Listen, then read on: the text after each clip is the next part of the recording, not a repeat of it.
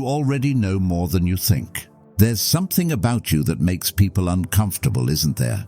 They can't quite put their finger on it, but they sense you're different. Maybe they've told you you're too intense, or too deep, or that you think too much. Maybe you've been called weird, strange, or difficult to understand. Today, I'm going to show you the 8 signs that prove you have an extremely rare personality type, one that only 2% of the population possesses. This isn't just another personality test you find online. This is the skill no one teaches you, recognizing the psychological patterns that separate the truly exceptional from the masses. By the end, you won't just understand rare personality types. You'll understand yourself in a way that changes everything about how you see the world and your place in it. Sign 1. You make people uncomfortable without trying. When you walk into a room, something shifts. The energy changes. People can't explain it, but they feel exposed around you. This isn't because you're judgmental or critical. It's because you see through their carefully constructed personas. You notice things, the micro expressions that contradict their words, the way someone's voice changes when they're not being truthful, the contradictions between what they say they believe and how they actually behave, the gaps in their stories that reveal what they're really thinking. Let me give you a specific example. When someone says they're fine but their shoulders are tense, their smile doesn't reach their eyes, and their voice has a slight tremor, you notice all of it. When a colleague claims they're not bothered by being passed over for promotion, but then spends the next hour making subtle jabs at the person who got the job, you see the pattern. Sign 2. You see through social masks and performances. When someone posts constantly about their perfect relationship on social media, but can't make eye contact. When talking about their partner in person, you recognize the performance. When a friend claims they're confident, but consistently seeks validation for every decision, you understand the contradiction. Most people have learned to ignore these inconsistencies.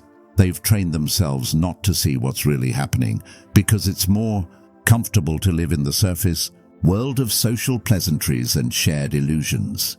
They participate in what psychologists call social scripts, predetermined patterns of interaction that feel safe because they're predictable, but you can't turn off your perception.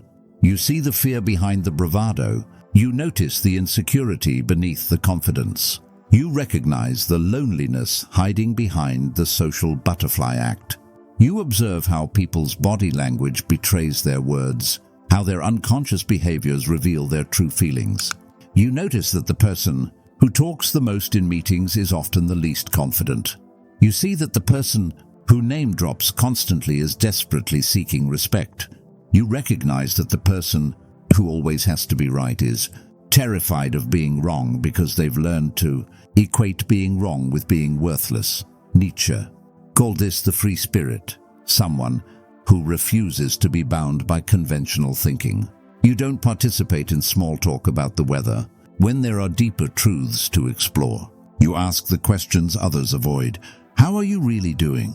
Instead of accepting the automatic fine, what do you really think about that?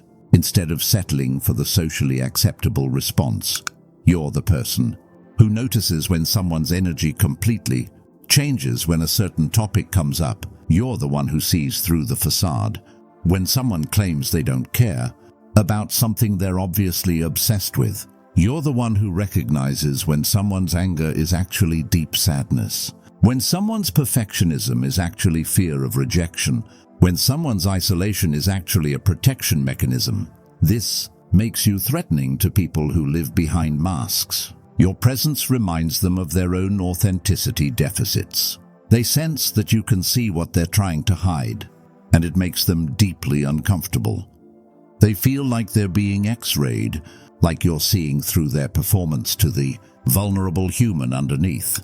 They might say you're too intense, or too much, or that you ask too many questions. But what they're really saying is that you make them confront parts of themselves they've been avoiding. Your very presence is a mirror that reflects their own inauthenticity back at them, and most people hate what they see in that mirror. Sign 3. You actively seek information that challenges your worldview, while most people seek information that confirms what they already believe. Psychologists call this confirmation bias.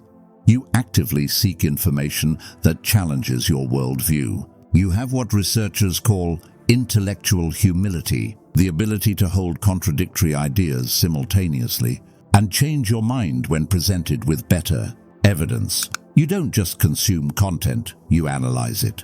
You question the source, the motivation, the hidden assumptions.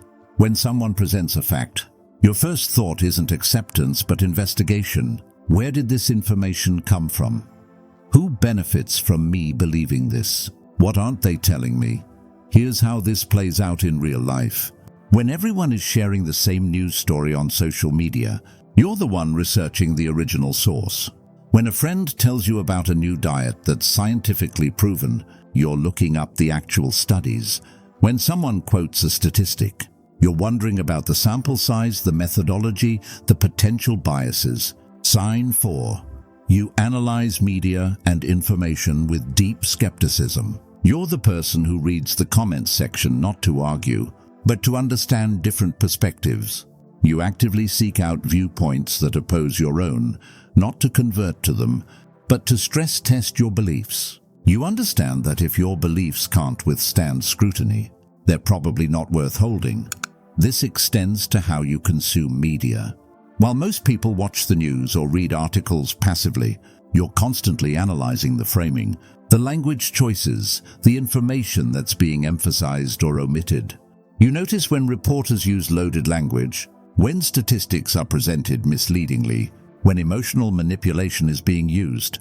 Instead of logical argumentation, you're the person who, when presented with a compelling argument, immediately thinks, what would someone who disagrees say about this? You automatically look for the weakest points in any argument, including your own. You understand that truth is more likely to be found in the synthesis of opposing viewpoints than in the victory of one side over another. This is pure Nietzschean philosophy. There are no facts, only interpretations. You understand that every piece of information is filtered through someone's perspective, agenda, and limitations. You know that even scientific studies can be influenced by funding sources, cultural biases, and researcher expectations. Most people find this exhausting. They want simple answers, black and white thinking, clear-cut categories. They want to be told what to think so they don't have to do the difficult work of thinking for themselves. They want authorities to tell them what's true so they can avoid the uncertainty of figuring it out themselves, but you live in the gray areas, where truth actually exists. You're comfortable with nuance, complexity, and uncertainty. You understand that the most important questions don't have simple answers. You know that anyone who claims to have all the answers probably doesn't understand the questions. You're the person who says, it's complicated when others want simple explanations. You're the one who points out exceptions to rules, who finds the gray areas in black and white thinking, who refuses to accept oversimplified narratives about complex issues. This makes you seem difficult to others. They want you to just accept what they're telling you, to go along with the group consensus, to stop asking so many questions. But you can't turn off your mind. You can't stop seeking deeper understanding. You can't pretend that complex issues have simple solutions, just because it would be more comfortable. Sign 5. You don't fear being alone with your thoughts. Here's something that separates you from 98% of the population: you don't fear being alone with your thoughts. While others fill every moment with noise, distraction, and company, you actively seek solitude, not because you're antisocial, but because you understand something profound about human nature. Solitude is where authentic thinking happens. It's where you process experiences, develop insights, and maintain your psychological independence. As Nietzsche wrote, all truly great thoughts are conceived while walking alone, away from the influence of others. Let me paint you a picture of what this looks like. While others panic at the thought of eating alone at a restaurant, you enjoy the opportunity to observe and think. While others can't go to sleep without background noise, you cherish the silence. While others feel the need to constantly update their social media to feel connected, you can go days without checking your phone. Sign 6. You use solitude as a tool for self-discovery. You're the person who takes long walks alone, not because you're lonely, but because you're seeking clarity. You're the one who can sit in a coffee shop for hours with just a book, completely content with your own company. You're the one who actually enjoys long drives alone because it gives you time to think. Most people are terrified of silence. They need constant stimulation, constant input, constant validation from others. They can't sit with their own thoughts because they've never learned to distinguish between their authentic voice and the voices of others that have been internalized over years of social conditioning. Watch people in waiting rooms, in elevators, in any moment of potential quiet. They immediately reach for their phones, start conversations, turn on music. They're literally afraid of being alone with themselves. They've learned to equate solitude with loneliness, quiet with emptiness, introspection with depression. But you use solitude as a tool for self-discovery. You don't need constant validation or entertainment. You can sit with uncertainty, discomfort, and complex emotions without immediately reaching for a distraction. You understand that the most important conversations you'll ever have are the ones you have with yourself. You're comfortable with the silence between thoughts. You can sit in meditation, in prayer, in simple contemplation without needing to fill every moment with activity. You understand that boredom is often the precursor to creativity, that emptiness is often the space where new ideas are born. You understand that solitude isn't loneliness, it's freedom. Freedom from the expectations, judgments, and influences of others. Freedom to think your own thoughts, feel your own feelings, and discover your own truth. Freedom to be yourself without the pressure to perform, to impress, to conform. In solitude, you don't have to wear any masks. You don't have to be anyone but yourself.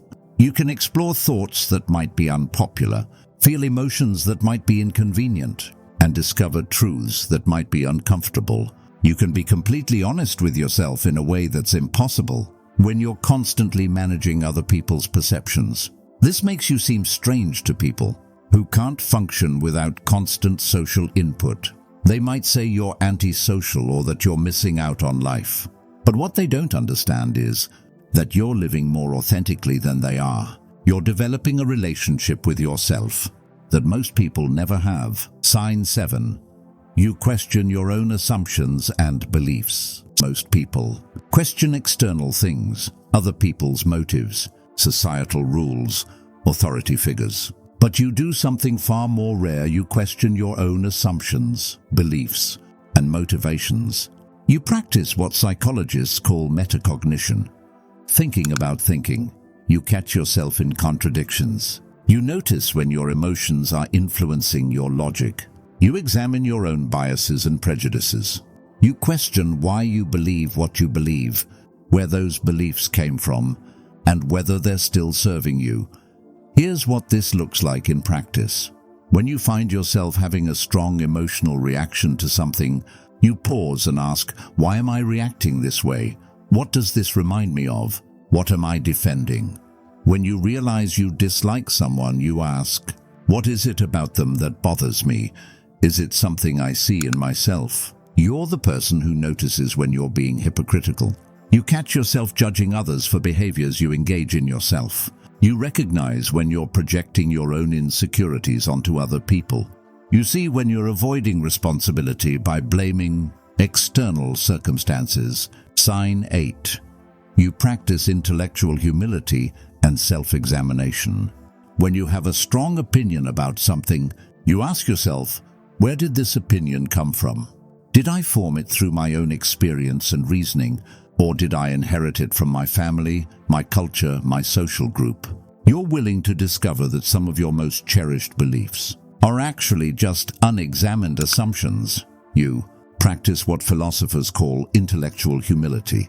When you're wrong about something, you don't just admit it. You examine why you were wrong. What led you to that conclusion? What information did you miss? What biases influenced your thinking? You treat your mistakes as learning opportunities rather than sources of shame. This level of self-awareness is psychologically exhausting, which is why so few people develop it.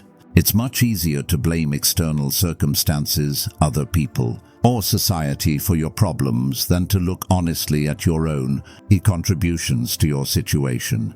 But you don't just ask, why do they think that? You ask, why do I think that? What experiences shaped this belief?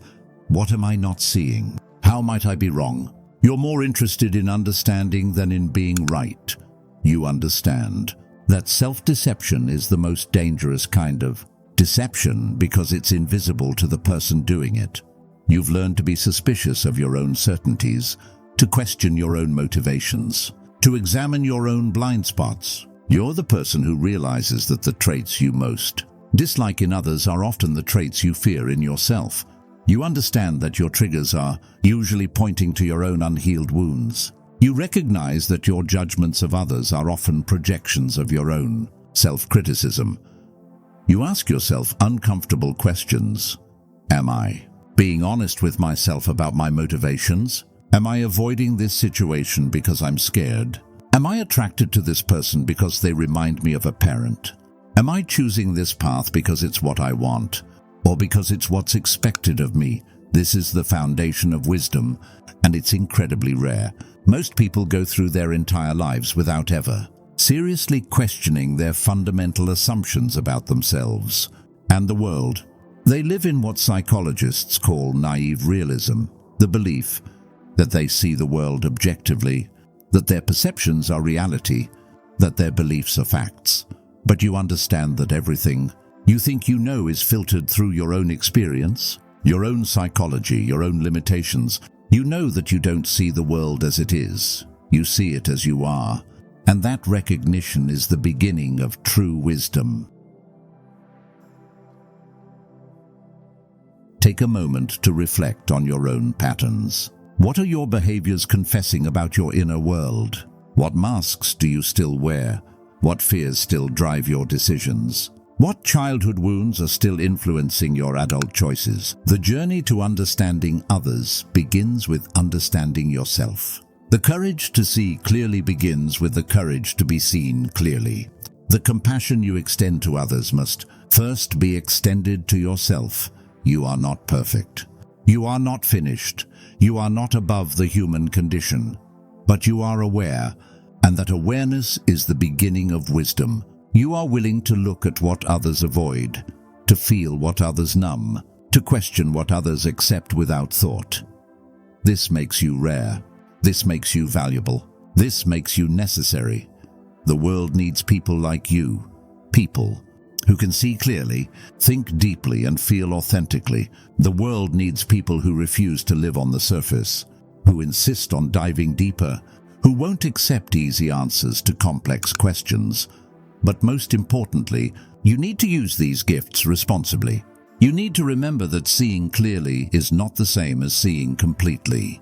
You need to remain humble about what you don't know, compassionate about what you do know, and curious about what you have yet to discover. You are different. You are rare. You are necessary. Don't let anyone convince you otherwise. Comment below and let me know which of these signs resonated most strongly with you.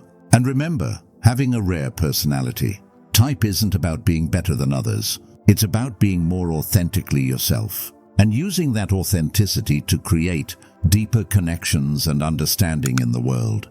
But here's what your therapist probably won't tell you.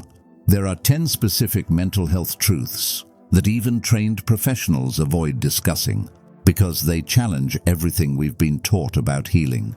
These insights could transform your entire approach to psychological well-being. Click on my next video to discover what the mental health industry doesn't want you to know.